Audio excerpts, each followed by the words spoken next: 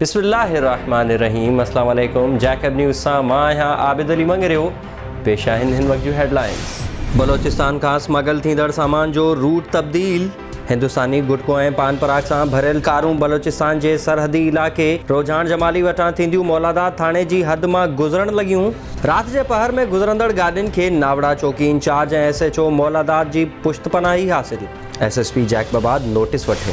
ठुल में 11 महीना अॻु भताखोरनि हथां क़तल थियल SUP कारकुन शहीद क़ाइमुद्दीन सरकी जे क़ातिलनि जी गिरफ़्तारी लाइ ठुल शहरी एक्शन कमेटी पारां जमाल जोश बुर्लो, STP अॻवान अब्दुल रज़ाक लाशारी, वसीम कुरैशी ऐं ॿियनि जी अॻवानी में ठुल प्रेस क्लब अॻियां एहतजाजी मुज़ाहिरो कयो वियो। इन मौक़े ते मुज़ाहिरीन जो चवणु हो त 11 महीना गुज़री वञण बावजूद ठुल पुलिस शहीद क़ाइम सरकी जे क़तल जो मुख्य जवाबदार तालिब बुर्लो ऐं ॻाढ़ो बुर्लो गिरफ़्तार नाहे करे सघी, जंहिं सबबि असीं 11 महीननि खां एहतजाज करे रहिया आहियूं। उन्हनि SSP जैकबाबाद बशीर अहमद बिरोई खां मुतालबो कंदे चयो त शहीद क़ाइम सरकी जे क़ातिलनि खे जल्द खां जल्द गिरफ़्तार कयो वञे, ॿी सूरत में एहतजाज जारी रहंदो। गढ़ी खैरो तालका अस्पताल जे 8 डॉक्टर्स ऐं पैरामेडिकल स्टाफ में कोरोना वायरस जी तस्दीक बाद DHO जे हुकुम ते सेहत खाते जी टीम सिविल अस्पताल जे वधीक अमले जा जुज़ा वठण लाइ गढ़ी खैरो पहुची नमूना वरिता।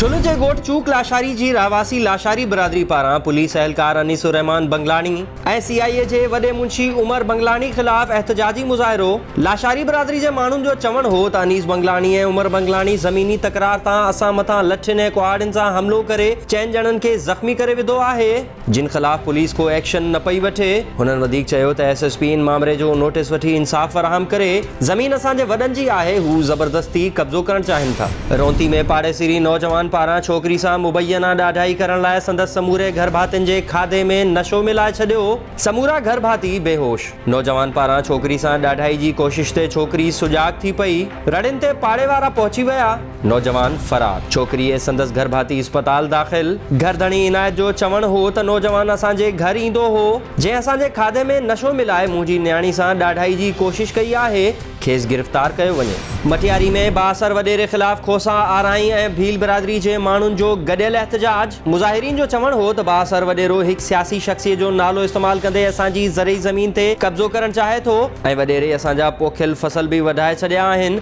ऐं असांजे माण्हुनि मथां कूड़ा केस दाख़िल कराए पुलिस हथां बिलाजवाज़ तंग करे रहियो आहे। शिकारपुर शहर जे सदर मोहल्ले में भाणेजे पारां कर्ज़ वापसि घुरण ते मामे खेसि पेट्रोल हारे बाहि ॾेई छॾी। नौजवान मक़सूद जखरो जी रड़ियुनि खां पोइ पाड़े वारनि पहुची नौजवान खे लॻल बाहि उजाई ऐं नौजवान खे ज़ख़्मी हालत में सिविल अस्पताल शिकारपुर मुंतक़िल कयो। नौजवान जे भाउ दाहूं कंदे सहाफ़ियुनि खे ॿुधायो त 2 साल अॻु मामे खे 2 लख रुपया कर्ज़ ॾिनो हो, जेको वापसि घुरण तां मामो लाल बख़्श जखरो ॾमरजी पियो ऐं पंहिंजे पुटु अज़ीम जखरो सां गॾिजी मुंहिंजे भाउ खे पेट्रोल हारे बाहि ॾिनी आहे। डॉक्टरनि मुताबिक़ नौजवान जो 70 सैकड़ो जिस्म सड़ी चुको आहे, जंहिंखे फर्स्ट एड ॾेई सखर मुंतक़िल कयो आहे, जॾहिं त पुलिस वाक़े जी NC दाख़िल कई आहे, पर हिन वक़्त ताईं का बि गिरफ़्तारी अमल में न अची सघी आहे। मसू भुरगड़ी में सिंध में धारियुनि खे डोमिसाइल जारी करण ख़िलाफ़ सिंध सुजागी फोरम जे मरकज़ी अॻवान मोहिब आज़ाद ऐं रहमतुल्लाह सोलंगी जे अॻवानी में प्रेस क्लब मसू भुरगड़ी खां अल्लाह वारे चौक ताईं एहतजाजी रैली कढी वई। इन मौक़े ते अॻवाननि जो चवणु हो त सिंध में धारियुनि खे डोमिसाइल जारी करे सिंध जे माण्हुनि खे अक़लियत में तब्दील करण जी साज़िश कई वई आहे, जंहिंखे कंहिं बि सूरत में कामयाब थियण न ॾिनो वेंदो।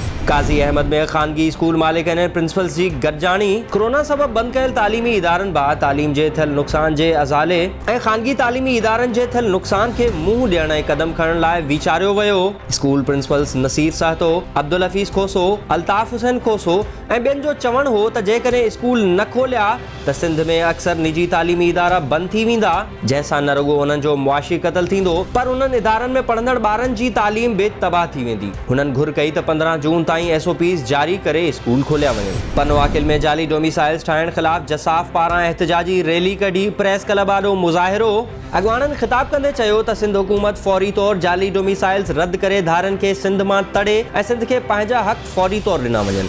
ही हुयूं हिन वक़्त ताईं जूं हेडलाइंस। वधीक ख़बरुनि ऐं तफ़सील लाइ विज़िट कयो असांजी वेबसाइट www.jacobnewsht.com ऐं फेसबुक ते फॉलो कयो।